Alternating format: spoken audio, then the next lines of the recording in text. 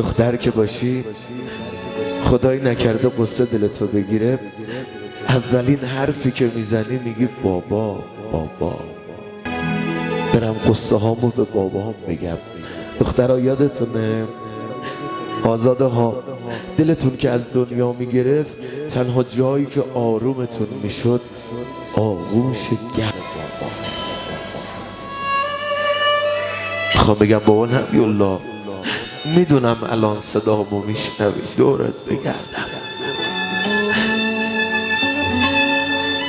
به من بگو از این به بعد کجا پیدات کنم بابا، از این به بعد کجا بیام دستاتو ببوسم. Kızlar bilmirəm آخرین لحظه atanın yanında oldunuz, məni bağışlayız. Deyirlər bir yerdə də ata can verən zamanında bir sağa baxar, bir sola baxar, elə yana yana deyir Allah, qızlarım harda qaldı? Allah, oğlanlarım navah gələcək, həmsərim harda qaldı? Məxsusən o ləhzə ki atanın gözü bağladılar,